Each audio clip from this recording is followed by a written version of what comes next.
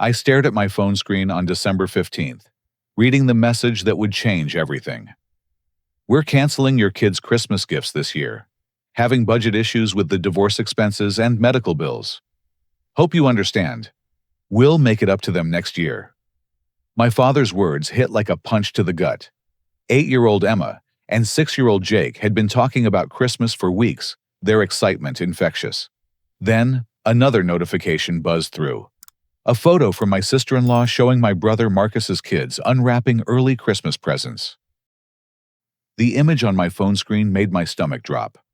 There was 10-year-old Nathan Marcus's son, holding up a brand new iPad Pro with a wireless keyboard attachment, his face beaming with pure joy.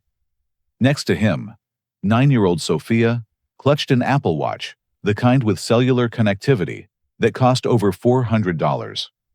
Behind them, I could see designer Nike shoes still in their boxes, a PlayStation 5 gaming console, and high-end art supplies scattered across their living room carpet. I scrolled through Patricia's Instagram story, my sister-in-law documenting every moment of what she called early Christmas magic. There were mountain bikes with professional-grade components easily worth $800 each. The art supplies included professional-grade colored pencils, watercolor sets, and sketchbooks that cost more than most families spent on their entire Christmas budget. I quickly calculated the total value in my head, over $3,000. And this was just the beginning of December.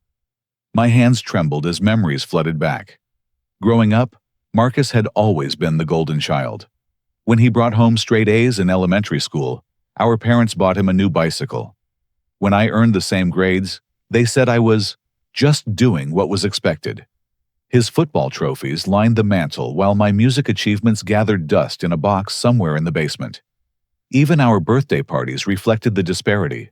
Marcus got elaborate-themed celebrations, while mine were simple affairs with a homemade cake. "Honey, what's wrong?" Sarah's voice cut through my thoughts as she entered our kitchen. My wife could always sense when something was bothering me, her intuitive nature one of the qualities that had drawn me to her 8 years ago. I handed her my phone, watching her expression shift from curiosity to confusion to outright anger as she read the text and saw the photos. "This is unbelievable," she whispered, sinking into the chair across from me. "Your father just canceled Christmas for our kids, while Marcus's children are opening gifts that cost more than our monthly mortgage payment." "It gets worse," I said, remembering something I'd overheard during Thanksgiving dinner. "Remember when your mom was talking to Mrs. Henderson from next door? She was bragging about Marcus's promotion to regional sales manager at that pharmaceutical company, going on and on about how he's finally providing properly for his family." Sarah's eyes narrowed as the pieces clicked into place. "While you're sitting here making $90,000 a year as a software developer, which apparently doesn't count as real success in their eyes." The irony wasn't lost on either of us. I'd worked my way up from junior developer to senior level through years of dedication and continuing education. My code had helped streamline operations for 3 major companies, saving them millions in efficiency costs. But somehow Marcus selling medical equipment was viewed as more legitimate work. My phone rang, and Marcus's name appeared on the screen. I hesitated before answering, knowing I needed to probe carefully without revealing my growing suspicion. "Hey Dom, how's everything going with you guys?" Marcus's voice carried that casual confidence he'd always possessed even as children. "Fine, just dealing with the usual December craziness," I replied, keeping my tone neutral. "How about you? Looks like Patricia's been having fun with Christmas shopping." Marcus laughed, oblivious to the undertone in my voice. "Yeah, Mom and Dad have been incredibly generous this year. Dad specifically asked what the twins wanted for Christmas, then insisted on going shopping with Patricia last weekend. You should have seen him at the Apple store. He was like a kid himself, making sure Nathan got all the accessories for that iPad." The revelation hit me like a physical blow. Our father hadn't just approved of the expensive gifts. He'd personally participated in selecting them. "That's nice of them," I managed to say through clenched teeth. "Oh, and get this." Marcus continued, completely unaware of the bomb he was dropping. They're also helping us cover Nathan's private soccer league fees for next year, $800 per season. But Dad says athletic development is crucial at his age. Plus, they're contributing to Sophia's elite piano lessons with that instructor from the conservatory, $200 per lesson, twice a week. I did quick math in my head. The soccer fees, piano lessons, and Christmas gifts represented ongoing financial support totaling thousands per month. Meanwhile, my children were losing their Christmas because of supposed budget issues. That's really generous, I said, my voice strained. I know, right? Mom keeps saying how proud she is that I've finally figured out how to be successful. Dad mentioned something about wanting to make sure his grandchildren have every opportunity to excel. Marcus paused, then added thoughtfully, "You know, I think they worry about whether you and Sarah are managing okay with your computer job and everything." After ending the call, I sat in stunned silence. Sarah had been listening to my side of the conversation, her face growing paler with each revelation. "They think we're struggling financially," she said, her voice barely above a whisper. "They canceled our kids' Christmas because they believe we can't afford to give them a good holiday, while simultaneously funding Marcus's children's entire lifestyle." I thought back to last month's conversation with my father, when he'd made an offhand comment about Marcus finally learning how to provide properly for his family. At the time, I'd brushed it off as typical parental pride. Now I realized it was a comparison, a subtle way of suggesting that my own efforts as a provider were somehow inadequate. The most painful part was remembering Emma's conversation from the night before.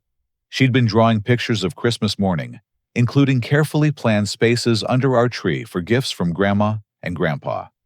Jake had been practicing his thank you speech, the one he planned to give them on Christmas Day. Neither of my children had any idea that their grandparents had decided they weren't worthy of the same generosity being showered on their cousins. I pulled up more of Patricia's social media posts, each one feeling like another knife twist. There was a photo from last month showing Marcus's family at Disney World, with a caption thanking Grandma and Grandpa for making dreams come true. I'd never seen that post before because we hadn't been following each other on social media. Another image showed the twins at a fancy restaurant, dressed in expensive clothing I now realized had probably been purchased by my parents. "How long has this been going on?" Sarah asked, scrolling through the posts on her own phone. "Probably years." I admitted, thinking back to all the times Marcus's family had seemed to have new things, better vacations, nicer clothes. I'd attributed it to his sales success, never considering that our parents might be subsidizing their lifestyle, while believing Sarah and I were somehow failing to provide adequately for our own children. The most heartbreaking realization was that my parents genuinely believed they were helping the grandchild who needed it most completely, oblivious to the fact that their struggling son was actually doing quite well financially. Their decision to cancel Christmas for Emma and Jake wasn't born from malice, but from a fundamental misunderstanding of our family situation, combined with decades of ingrained favoritism.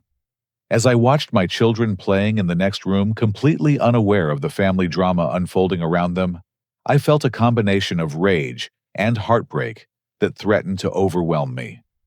They deserved so much better than this arbitrary discrimination based on their grandparents' misconceptions and bias. The next morning, I found myself driving to my Aunt Linda's house, needing answers about the pattern I was beginning to recognize. Linda, my mother's younger sister, had always been the family truth-teller, the one person who never sugarcoated reality for the sake of keeping peace. "I was wondering when you'd finally come asking about this," Linda said, as she poured coffee in her cozy kitchen. Her knowing expression told me everything I needed to know before she even began speaking. "It's been going on since you boys were small." She continued, settling into the chair across from me. "Your parents never meant to be cruel, but they've always seen Marcus as needing more support. When you were 10 and Marcus was 12, he struggled with math, while you excelled naturally. Instead of celebrating your achievements, they hired an expensive tutor for Marcus, while telling you that smart kids don't need extra help." The memory came flooding back.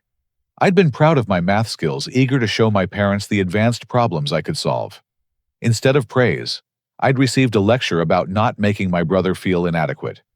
Meanwhile, Marcus's slight improvement in mathematics was celebrated with dinner at his favorite restaurant. What about our weddings?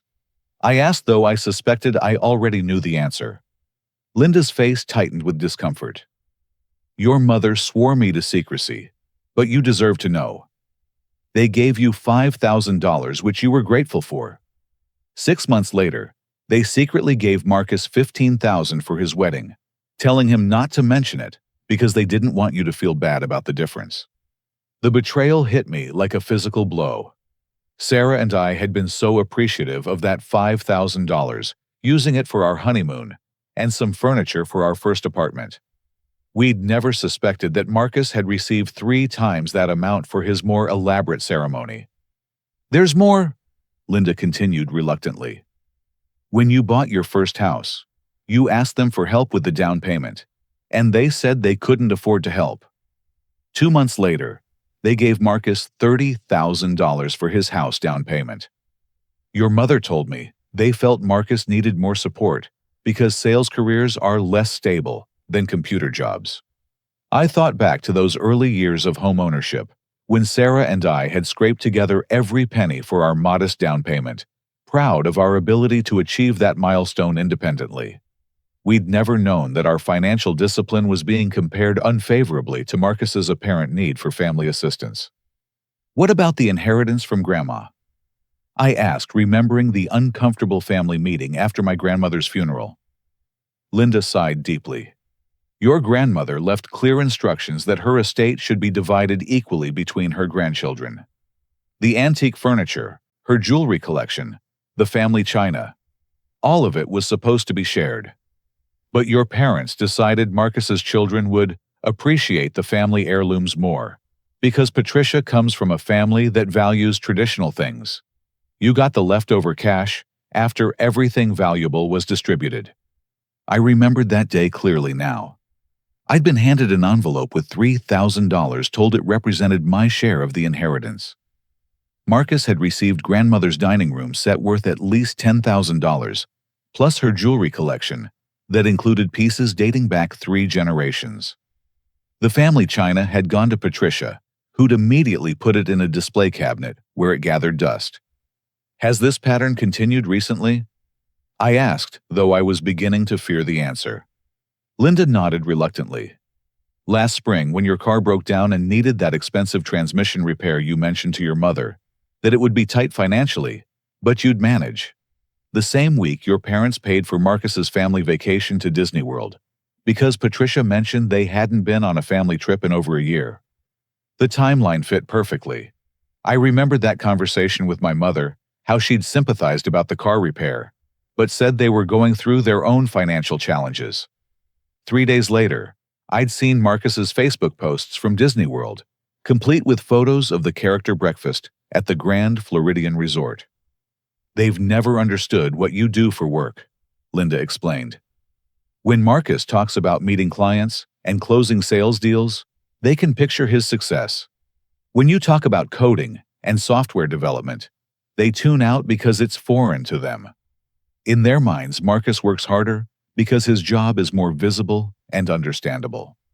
This revelation explains so many confusing conversations over the years. Whenever I'd tried to share professional achievements, successful project launches, client testimonials, salary increases, my parents' eyes would glaze over. They'd offer polite congratulations before quickly changing the subject. Meanwhile, Marcus's sales numbers and client meetings were discussed with genuine interest and pride. What about the grandchildren? I asked, my voice barely steady. Linda's expression grew pained. Your parents have already established college funds for Nathan and Sophia, with $50,000 deposited.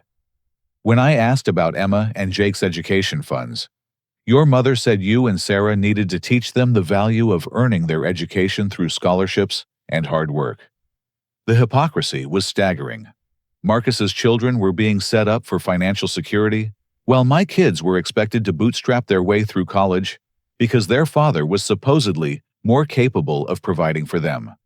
The logic was completely backwards. Why haven't you said anything before now?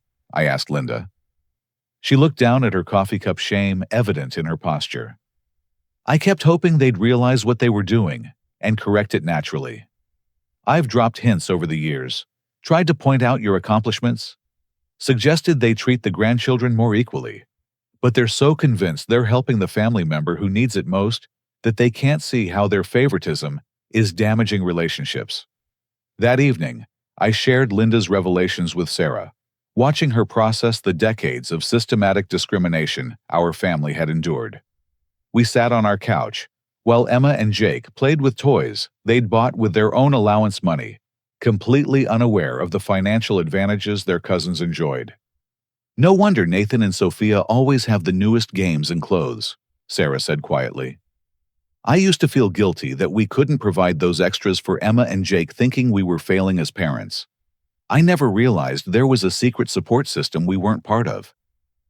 I thought about all the times I'd worked extra hours or taken on additional consulting projects to afford special experiences for our children, believing that financial responsibility meant handling everything independently. Meanwhile, Marcus was receiving ongoing family subsidies while being praised for his financial management skills. The most painful realization was that my parents genuinely believed they were being fair. In their minds, they were helping the child who needed assistance while allowing the successful child to handle things independently. They couldn't see that their help was creating an unfair advantage that compounded over time, making Marcus's family appear more prosperous, while ours seemed to struggle despite identical effort levels. As I tucked Emma and Jake into bed that night, listening to their excited chatter about Christmas preparations, I felt a fierce determination to protect them from this toxic family dynamic. They deserved to grow up knowing their worth wasn't determined by arbitrary favoritism or misconceptions about their parents' capabilities. 3 days before Christmas, I decided I couldn't let this situation continue without a direct confrontation. I drove to my parents' house on Saturday afternoon, my hands gripping the steering wheel as I rehearsed what I planned to say. The suburban neighborhood looked peaceful, under a light dusting of snow, with houses decorated in twinkling lights and festive wreaths. Pulling into the driveway of my childhood home, I noticed new outdoor Christmas decorations that must have cost several $100s. The professionally installed light display was far more elaborate than anything they'd ever done when Marcus and I were children. Through the front window, I could see their Christmas tree laden with wrapped presents, many of them clearly labeled for Nathan and Sophia, based on their distinctive gift wrap patterns. My mother, Carol, answered the door, her face lighting up with surprise. "Dominic, what a lovely surprise! Come in, come in. Your father's in the living room watching the game." Walking into the familiar space felt surreal. The Christmas tree dominated one corner, surrounded by packages that represented everything wrong with our family dynamic. I counted at least 12 gifts with Nathan and Sophia's names, ranging from small boxes that could contain jewelry or electronics, to larger packages that might hold sports equipment or art supplies. "Frank, look who's here."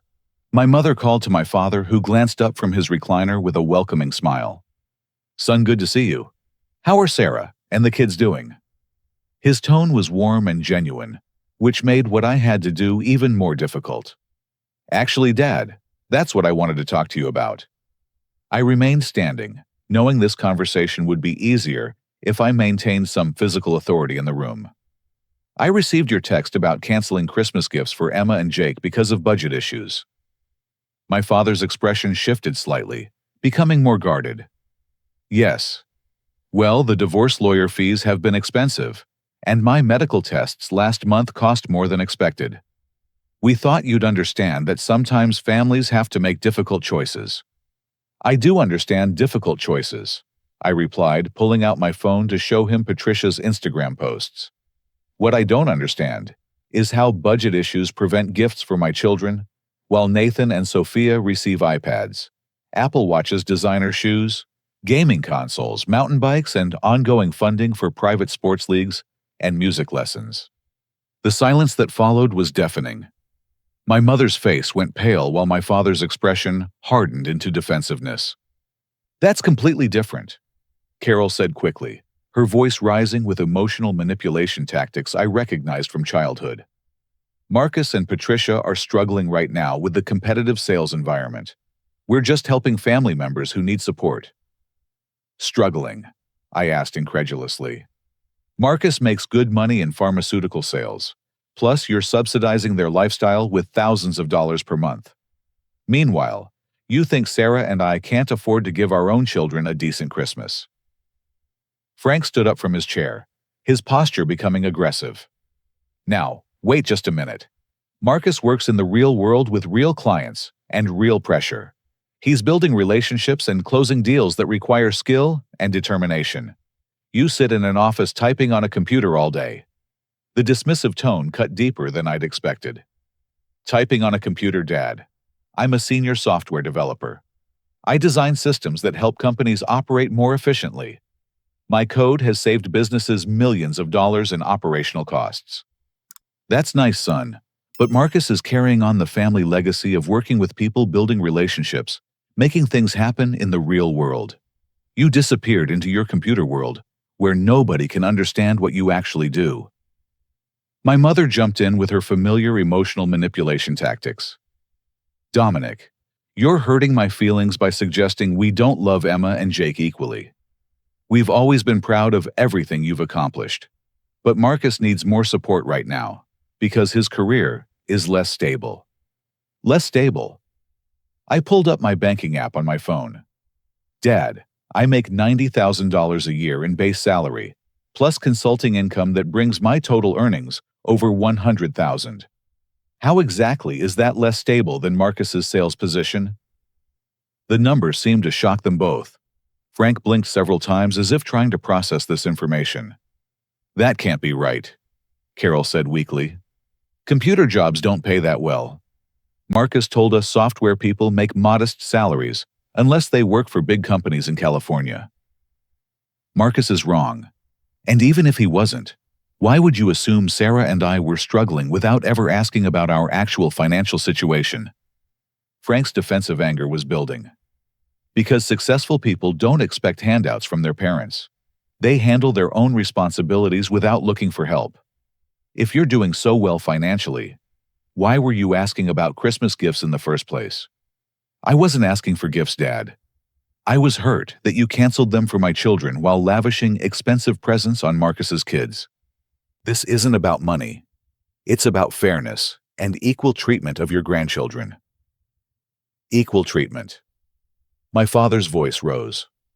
We've always treated you boys equally. You're just jealous that Marcus has finally figured out how to be successful, while you're stuck in some dead-end computer job that nobody understands. The insult hung in the air between us, revealing exactly what my parents had thought about my career for years. Carol began crying, using tears as a weapon the way she'd done throughout my childhood. How can you say such cruel things during the holidays? She sobbed. We're just trying to help family members who need support. If you're upset about Christmas gifts, maybe you should focus on providing better for your own children instead of expecting handouts from us. Handouts. I stared at them in disbelief. You think wanting equal treatment for my children constitutes asking for handouts, while you're literally handing Marcus thousands of dollars every month. At that moment, Marcus walked through the front door carrying coffee cups from Starbucks, clearly having stopped by for his regular weekend visit. He took in the tense scene, immediately moving to stand beside our parents. What's going on here? He asked, his tone protective of them, rather than curious about the conflict. Your brother is upset about Christmas gifts. Frank explained, his voice dripping with disapproval. Apparently, he thinks we owe his children expensive presents, like the ones we bought for Nathan and Sophia. Marcus's expression shifted to condescending concern. Dom, you know Mom and Dad are dealing with financial stress right now. Maybe this isn't the time to be making demands about Christmas gifts. Financial stress.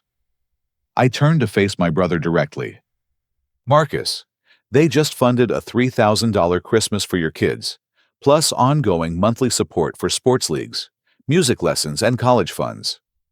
Where exactly is the financial stress in that equation? That's different, Marcus replied without hesitation. They're helping us because we need support right now. You make good money with your computer job, so you can handle your own family's expenses. I make more money than you do, I said quietly. I always have. The difference is that our parents have been subsidizing your lifestyle for decades, while assuming I didn't need or deserve the same support. Marcus's face flushed red. That's not true. They help us because Patricia and I are building something real in the community. I'm developing client relationships and contributing to the local economy in ways that matter. Unlike my meaningless computer work. I didn't say meaningless. Marcus backtracked, realizing how his words sounded. But what you do is abstract. What I do is concrete and measurable. Frank nodded approvingly at Marcus's explanation. Exactly. Marcus understands real business principles. He's building a career that contributes to society. The conversation continued to spiral downward with my parents and Marcus forming a united front against me. Every attempt I made to explain the favoritism pattern was met with denial, gaslighting, or accusations that I was being jealous and ungrateful. They refused to acknowledge that decades of preferential treatment had created an unfair dynamic that was now affecting the next generation. You know what the real problem is, Frank said as I prepared to leave. You've always been resentful of Marcus's success.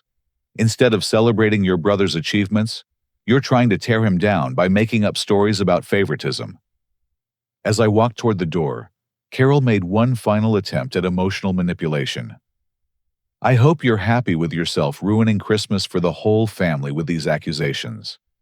All we've ever wanted is for both our sons to succeed, and now you're tearing us apart with jealousy and ingratitude. I turned back to face them one last time.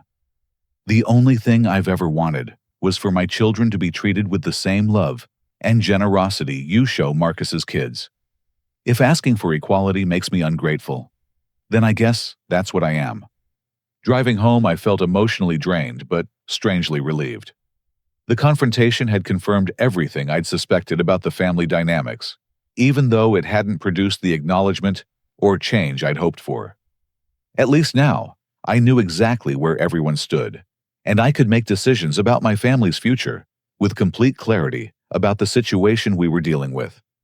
That night, I lay awake replaying the humiliating confrontation while Sarah slept beside me. Every dismissive word echoed in my mind, particularly my father's characterization of my career as typing on a computer, and Marcus's condescending attitude about my abstract work. By 3 a.m, I'd made a decision that would change everything. I slipped out of bed and opened my laptop, pulling up our bank statements and financial portfolio. The numbers told a different story than my family's assumptions. My recent promotion to senior developer had come with a significant salary increase that I hadn't mentioned to anyone. Combined with my freelance consulting work for 3 different clients, our household income had jumped considerably over the past year. More importantly, I'd been conservative with our spending while building emergency funds and investment accounts. The money sitting in our savings could easily cover an elaborate Christmas vacation that would demonstrate exactly how well we were doing financially.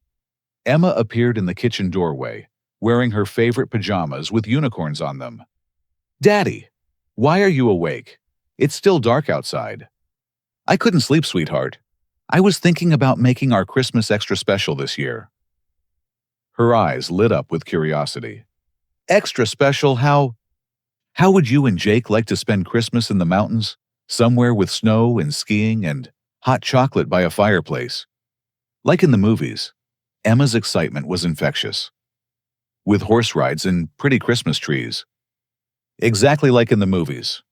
Jake wandered in, drawn by the sound of our voices, his hair sticking up in all directions, the way it always did when he first woke up. "What are we talking about?" "Did Santa come early?" "Daddy's planning a surprise Christmas adventure," Emma explained with the authority of an older sister. Over the next few hours, I researched luxury mountain resorts within driving distance. Aspen emerged as the perfect destination. Elegant enough to make a statement, family-friendly enough to create magical memories for Emma and Jake.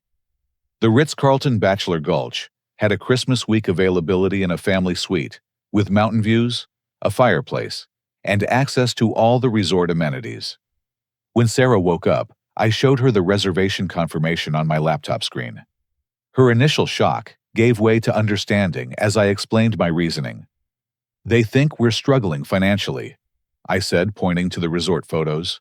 "They've built their entire justification for favoritism on the assumption that we need to learn financial responsibility while Marcus needs support. It's time to show them exactly how wrong they are." "The suite costs $8,000 for the week," Sarah said, reviewing the booking details. "Are you sure about this?" "I'm absolutely sure. Emma and Jake deserve to have a Christmas that shows them how much they're valued. And our family deserves to see that their assumptions about our financial situation are completely incorrect." The shopping expedition that followed was the most indulgent experience I'd ever planned for our children. We visited toy stores, electronics retailers, and specialty shops, selecting gifts that would create genuine joy while also demonstrating our purchasing power. Emma's artistic talents guided us toward a professional easel with high-quality paints and brushes. Jake's engineering interests led to an advanced robotics kit that would challenge his problem-solving skills. "This is way more than what Grandma and Grandpa would have given them," Sarah observed as we loaded packages into our car. "That's exactly the point. Our children shouldn't have less because their grandparents decided we don't deserve support. They should have more because their parents work hard and prioritize their happiness." The week leading up to our departure was filled with excitement and anticipation. Emma and Jake helped pack their new winter clothes, practiced skiing poses in our living room, and made lists of mountain activities they wanted to try. Their enthusiasm was contagious, reminding me why I was taking this dramatic step. On December 23rd, we loaded our car for the drive to Aspen. Emma and Jake had packed their favorite stuffed animals art supplies for the road trip, and the Christmas stockings Sarah had sewn for them years earlier. Christmas music played softly as we drove through increasingly spectacular mountain scenery, the children's voices mixing with holiday songs in a soundtrack of pure joy. "Look at those mountains." Jake pressed his face against the window as peaks came into view. "They're so tall they touch the clouds."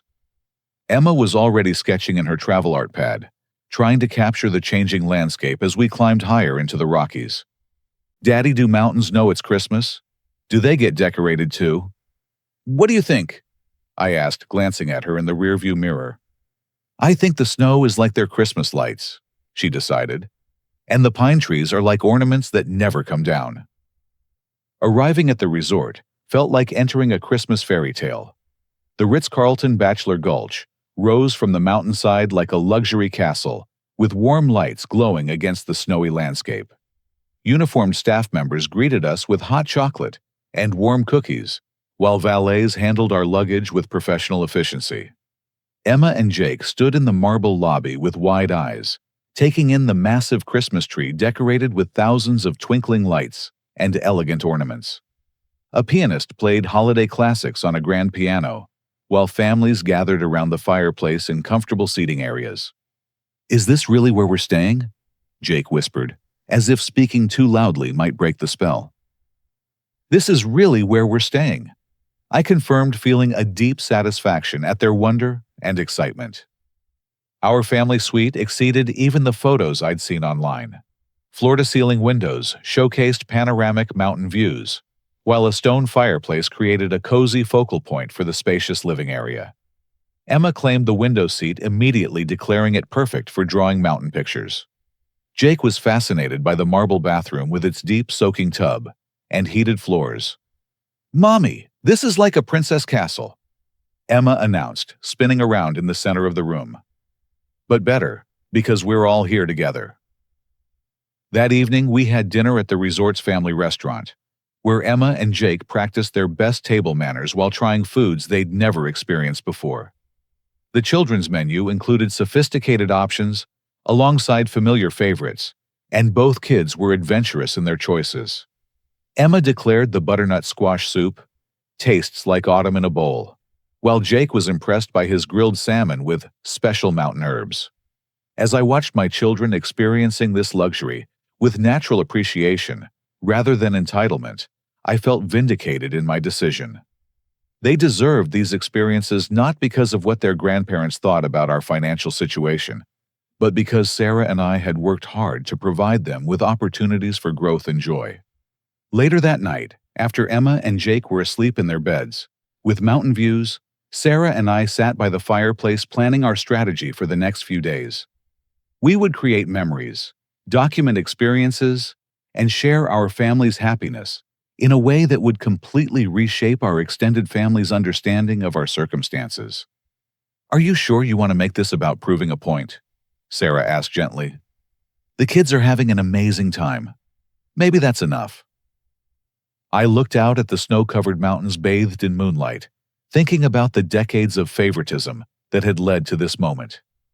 It's not just about proving a point. It's about demanding the respect our family deserves and showing Emma and Jake that their parents will fight for their equal treatment. The next morning would begin our Christmas celebration, and my campaign to reset the family dynamics that had marginalized us for too long. Christmas morning in our Aspen suite felt like something from a luxury magazine spread. Emma and Jake woke at sunrise to find presents arranged under the suite's own Christmas tree, which the resort staff had delivered and decorated the night before. The mountain views provided a breathtaking backdrop, as both children discovered gifts that exceeded their wildest expectations. Emma's art easel was professional quality, made of solid birchwood, with adjustable height settings and multiple storage compartments for supplies. The accompanying art kit included watercolor paints, acrylic sets, colored pencils, and textured papers that would allow her to experiment with different techniques. She set it up immediately by the window, announcing her intention to paint the mountains changing colors with the sunrise. Jake's robotics kit contained hundreds of precision components, along with software for programming complex behaviors. The instruction manual offered projects ranging from basic movement patterns to advanced artificial intelligence applications.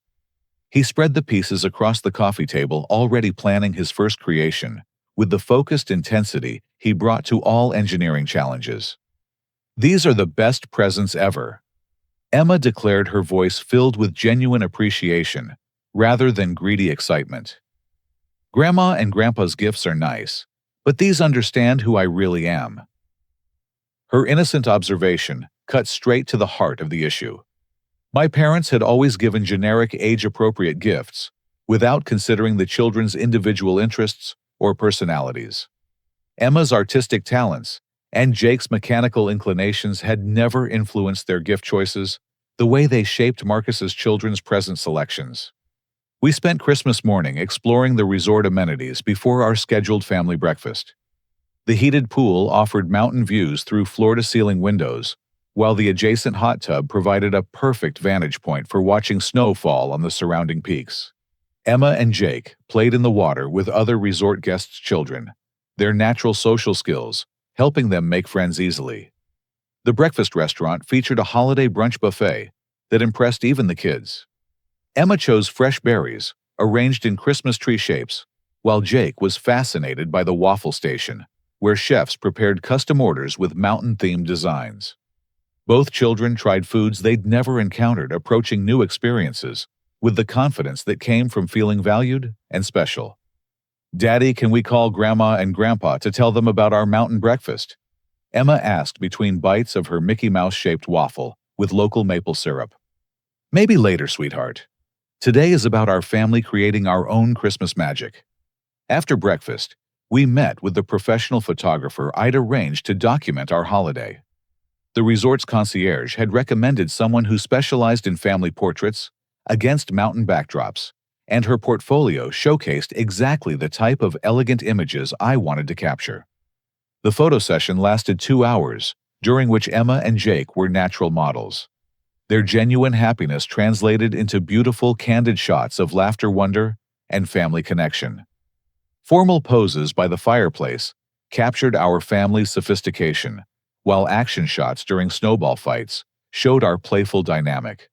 The photographer caught Emma painting at her easel with mountains in the background, and Jake building his first robot while snow fell outside the window. "These children are absolutely delightful," the photographer commented as she reviewed images on her camera. "You can tell they feel loved and secure.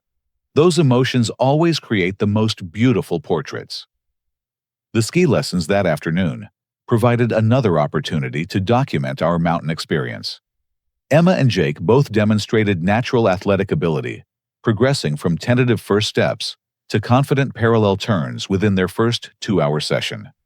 Their instructor praised their listening skills and determination, noting that children who feel supported at home typically excel faster in new physical challenges. I captured video footage of their skiing progress, along with their excited commentary about the experience. Emma described the sensation of flying down the mountain like a snow angel, while Jake was fascinated by the physics of skiing and kept asking questions about how skis created control on the steep slopes. That evening, I began curating our Christmas story for social media. The photos told a narrative of family joy, luxury experiences, and children thriving in an environment of love and opportunity. Each image was carefully selected to showcase not just our financial capability, but our family's happiness and connection. My first Instagram post featured our family portrait by the fireplace, with Emma and Jake's genuine smiles, radiating contentment. The caption read, "Christmas morning in the mountains with these amazing kids. Feeling grateful for the opportunity to create magical memories in such a beautiful setting." Sometimes the best gifts are experiences that bring families closer together. The response was immediate and overwhelmingly positive. Friends and colleagues commented with surprise and admiration, many noting that they hadn't realized we were planning such an elaborate vacation. Former co-workers from my previous companies shared the posts, spreading the images far beyond my immediate social circle. Sarah's parallel posts on her own social media accounts reinforced the narrative from a different perspective. Her photos focused on the children's individual personalities, shining through the experience. Emma's artistic eye capturing mountain beauty, in her sketches, Jake's engineering mind, analyzing ski lift mechanics. Her captions highlighted the educational and emotional value of exposing children to new environments and challenges. The most strategic post came that evening featuring the children in their ski gear, with mountains glowing in sunset light behind them. Emma and Jake looked confident and happy, their expensive equipment and professional instruction evident in their improved skiing postures. The image caption read, "Watching these two discover they can do hard things in beautiful places." Teaching kids that the world is full of opportunities when you work hard and dream big. Within hours, the post had received dozens of likes and comments from extended family members, family friends, and professional contacts. My cousin Jennifer commented with surprise about our amazing Christmas adventure, while several of my father's business associates liked the posts and left congratulatory messages about what appeared to be obvious family success. Marcus's wife Patricia liked several of my posts and left positive comments, apparently not recognizing the deeper message being communicated through our luxury vacation documentation. Her responses were enthusiastic and supportive, praising the beautiful photos and expressing what seemed like genuine happiness for our family's experience. The children remained blissfully unaware of the strategic component of our Christmas celebration. For them, this was simply the best holiday they'd ever experienced, filled with new adventures, special treats, and focused parental attention. Emma filled 3 pages of her sketchbook with mountain drawings, while Jake successfully programmed his robot to navigate around the suite furniture using sensor technologies. "This has been the most perfect Christmas ever," Emma announced as we settled in for Christmas night story time by the fireplace. "I hope all our Christmases can be in the mountains." "What made it so perfect?" Sarah asked, genuinely curious about their perspective. "Everything," Jake replied with the definitiveness of a 6-year-old. "The snow, the skiing, the robot, the fancy food, but mostly that you and Daddy seem so happy here. You smile more in the mountains." Their observation was more perceptive than I'd expected. Sarah and I had been relaxed and joyful during our Aspen Christmas free from the stress of family obligations and expectations. The mountain environment had allowed us to focus entirely on our children's happiness, without the underlying tension that typically accompanied holiday gatherings. As I posted our final Christmas Day photos before bedtime, I felt satisfied with the story we'd created. The images would circulate through our extended family social networks, reaching my parents through multiple channels and making it impossible for them to ignore the reality of our financial situation and family happiness.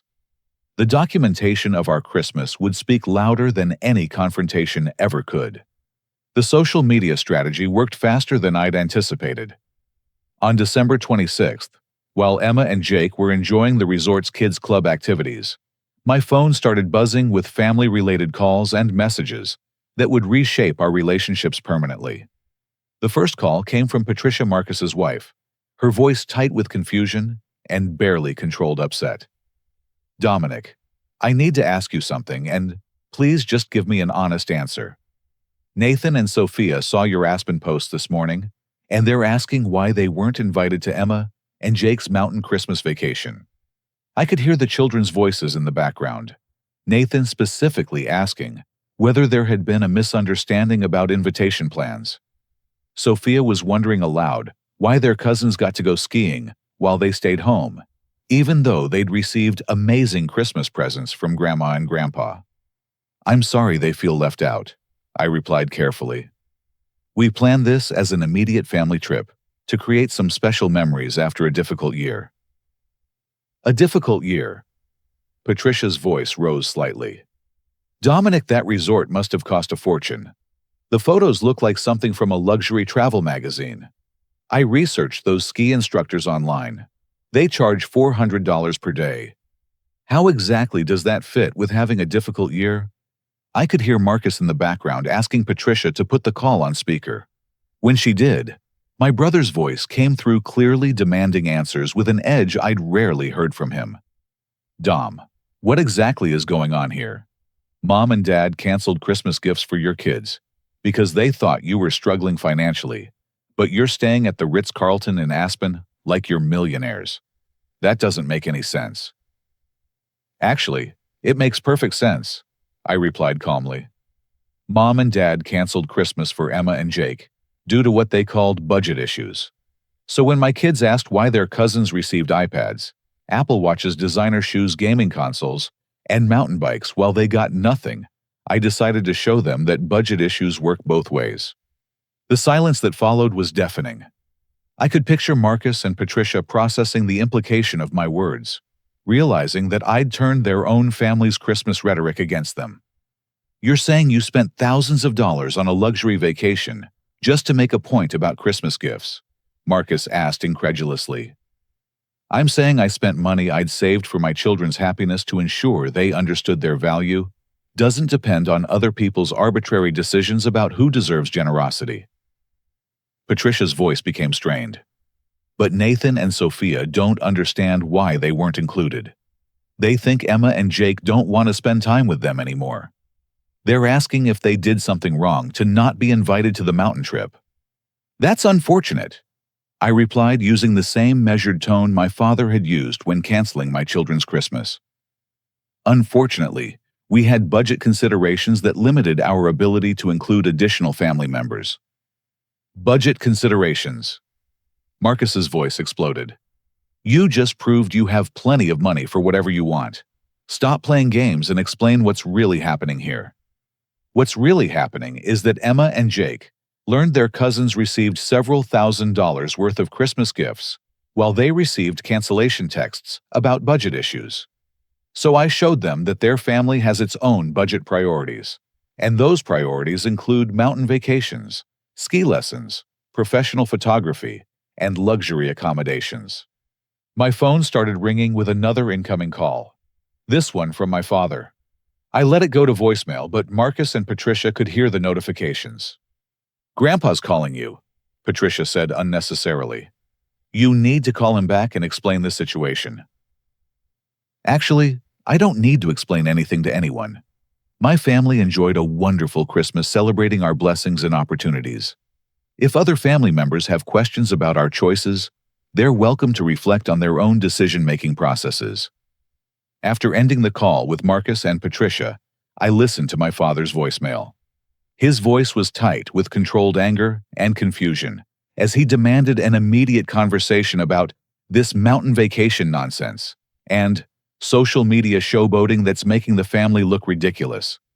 Instead of calling him back immediately, I took Emma and Jake to the resort's game room, where they challenged other families to air hockey tournaments and spent quarters on classic arcade games. Their carefree laughter provided the perfect soundtrack for the family drama unfolding in my voicemail and text messages. Sarah fielded the next round of calls, including one from my mother, that started with tears and escalated to accusations. According to Carol, I was punishing innocent children and tearing the family apart during the most sacred time of year, with my selfish and vindictive behavior. Vindictive? Sarah asked calmly. We took our children on a family vacation to create positive Christmas memories. How exactly is that vindictive? Because everyone can see what you're doing, my mother replied through her tears. You're trying to make Marcus and Patricia feel bad about their Christmas gifts by showing off how much money you have. You're using Emma and Jake as props to hurt other family members. Actually, Carol were showing Emma and Jake that their parents prioritize their happiness and well-being, regardless of what other family members choose to do. If that makes other people feel bad about their own choices, that's not our responsibility. The text messages throughout the day revealed the extent of family communication I'd never been privy to before. Marcus sent screenshots of group text conversations that included my parents, Aunt Linda, and several family friends, all discussing my inappropriate Christmas spending and attention-seeking behavior on social media. The most revealing message came from my cousin Jennifer, who forwarded a text from my mother asking family members to talk sense into Dominic before he ruins everyone's relationships over jealousy about Christmas gifts. The forwarded message included my mother's characterization of my behavior as childish retaliation that's hurting innocent grandchildren. But the tide was already turning in ways my parents couldn't control. Several of my father's longtime business associates had seen the Aspen posts and reached out to congratulate him on his son's obvious professional success. One golf partner mentioned how impressed he was that Frank had raised a son capable of affording such luxury family experiences. These conversations forced my father to confront the reality that his assumptions about my financial situation had been completely wrong. When he called back that evening, his tone had shifted from anger to confusion and something approaching concern. Son, I need to understand something. How were you able to afford that resort vacation? The Bachelor Gulch Ritz-Carlton costs more per night than most people make in a week. I saved money from my job, Dad. The same job you've been dismissing as computer typing for the past 10 years. Turns out, software development pays quite well when you're good at it. But Marcus said computer jobs don't pay that much unless you work for Google or Microsoft. Marcus was wrong about a lot of things regarding my career. Maybe you should have asked me directly, instead of making assumptions based on his uninformed opinions. The conversation that followed was the most honest exchange my father and I had shared in decades. Frank admitted that he'd never understood what I did for work, had assumed that sales careers were more lucrative than technical positions, and had genuinely believed Marcus needed more financial support because his income seemed less stable. I've been trying to help the son I thought was struggling while leaving the successful son to handle things independently, he said quietly. I realize now that I may have misunderstood which son was which. The admission was significant, but it came only after public embarrassment had forced him to reevaluate his long-held assumptions. The damage to our relationships had already been done, and trust would take much longer to rebuild than a single conversation could address. That night, as Emma and Jake slept peacefully in their Mountain View beds, I reflected on how dramatically the family power dynamics had shifted in just 3 days. My parents could no longer dismiss my success or justify their favoritism with claims about different financial needs. Marcus could no longer position himself as the responsible brother while characterizing me as the struggling younger sibling.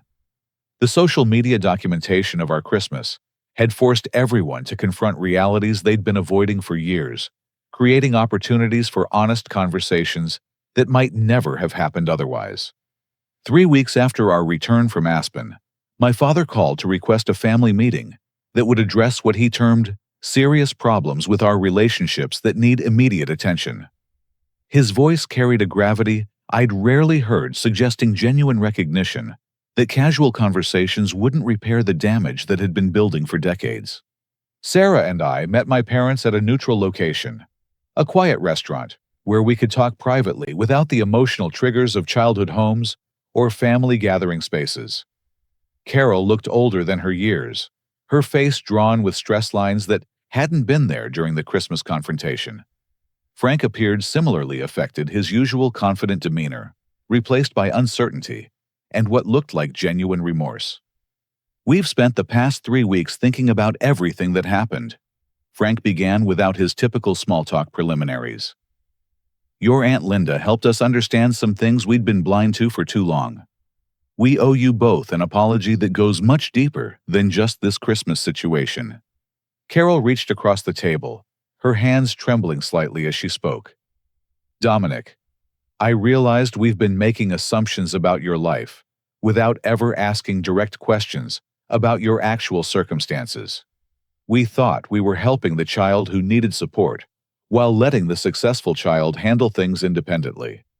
We were wrong about which child was which." The admission was more comprehensive than I'd expected, but I remained cautious about accepting it at face value. "What specifically are you acknowledging, and what changes are you prepared to make going forward?" Frank pulled out a manila folder containing bank statements and legal documents I hadn't expected to see. "We've established college funds for Emma and Jake that match exactly what we've already saved for Nathan and Sophia. $50,000 each, invested in the same growth accounts with the same monthly contribution schedules." Sarah's sharp intake of breath reflected my own surprise at the concrete action they'd already taken. This wasn't just an apology or promise of better behavior. They'd made substantial financial commitments to demonstrate their sincerity. "We also want you to know about other support we've given Marcus over the years that you weren't aware of." Carol continued, opening a different folder with documented transactions. "His house down payment, car loans.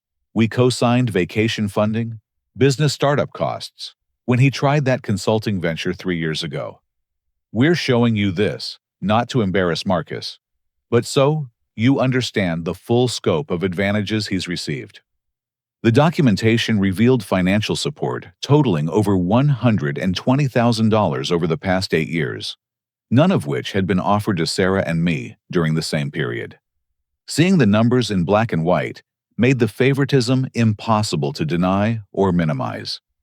"Why are you showing me this now?" I asked, genuinely curious about their motivation. "Because we want you to understand that our mistakes were systematic, not just isolated incidents," Frank replied. "And because we've talked to Marcus about gradually becoming more financially independent, while we work to balance the support we've provided over time." The conversation was interrupted by Marcus and Patricia's arrival, which had been planned but not mentioned to Sarah and me beforehand. Their expressions suggested they'd been dreading this meeting as much as anticipating it. Marcus looked directly at me with an expression I'd never seen from him before. Humble, uncertain, almost vulnerable. "Dom, I owe you an apology that's going to be hard for me to give, because it means admitting things about myself I don't like." "I'm listening." "I've always known Mom and Dad treated us differently, but I told myself it was because I needed more help, while you were naturally more capable of handling things independently. The truth is, I accepted advantages I didn't deserve while watching you get less support than you should have received. I should have spoken up years ago." Patricia added her own perspective with obvious discomfort. "I participated in family dynamics that excluded Sarah and your children without ever questioning whether it was fair. When I saw your Aspen photos, I realized how successful your family actually is, and how wrong we'd been to assume you needed less support or attention." The conversation continued for over 2 hours, covering decades of accumulated resentments, misunderstandings, and systematic inequities. My parents acknowledged specific instances where they'd provided Marcus with opportunities they denied me, while Marcus admitted to actively perpetuating their misconceptions about my financial situation and professional success. The hardest part for me to accept, Frank said as we neared the end of our discussion, is that I genuinely believed I was being a good father by helping the struggling child and encouraging the successful child to be independent. I never realized that my support was creating the very struggles I thought I was addressing. Carol's final apology addressed the emotional manipulation she'd used throughout our lives. I've used tears and guilt to avoid difficult conversations about fairness and accountability. When you confronted us about Christmas, I tried to make you feel guilty for hurting my feelings, instead of acknowledging that we'd hurt your children. That pattern needs to stop immediately.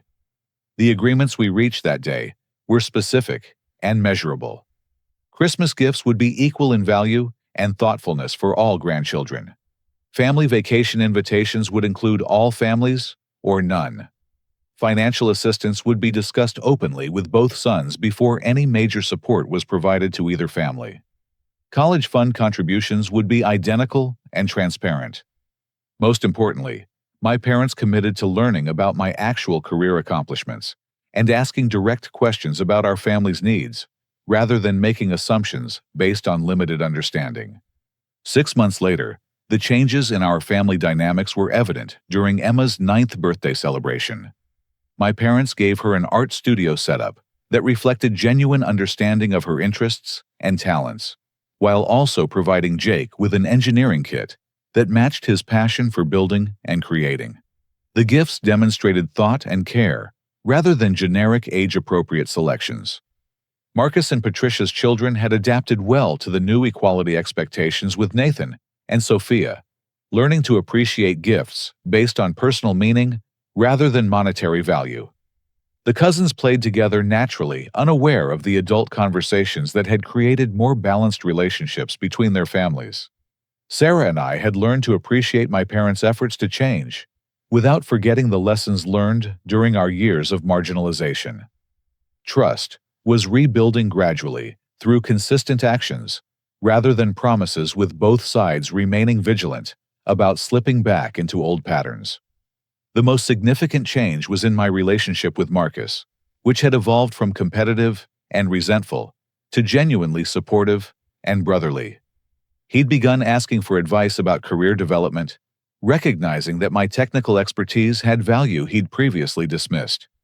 Our conversations now included mutual respect and authentic interest in each other's successes.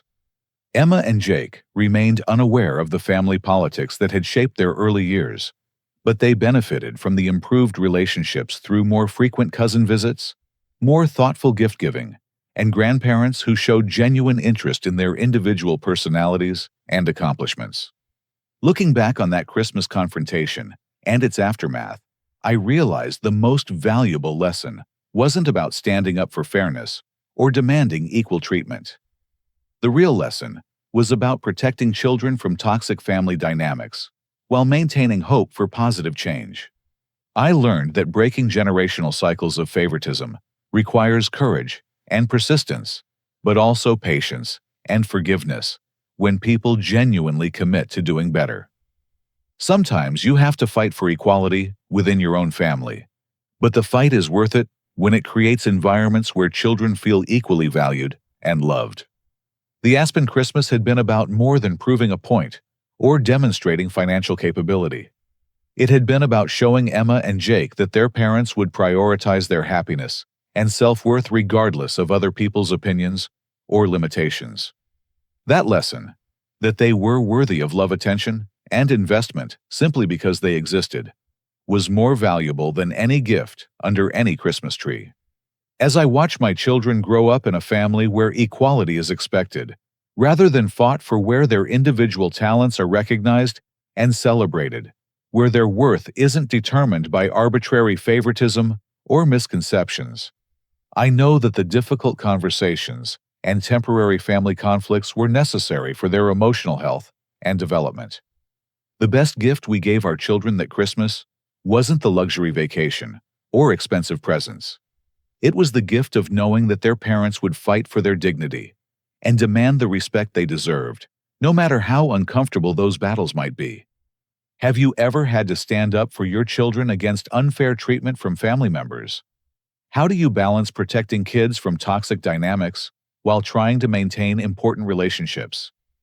Share your thoughts in the comments below. I'd love to hear about your experiences with family favoritism and how you handled it. If this story resonated with you, please like this video and subscribe for more real-life stories about family challenges, personal growth, and standing up for what's right. Don't forget to share this with anyone who might be dealing with similar family dynamics. Sometimes knowing you're not alone makes all the difference. Thank you for listening to my story, and I hope it helps you think about the importance of equality and fairness in your own family relationships. Remember, children deserve to feel valued and loved equally, regardless of their parents' perceived success or failure. Sometimes being a good parent means having difficult conversations with other adults who need to hear them.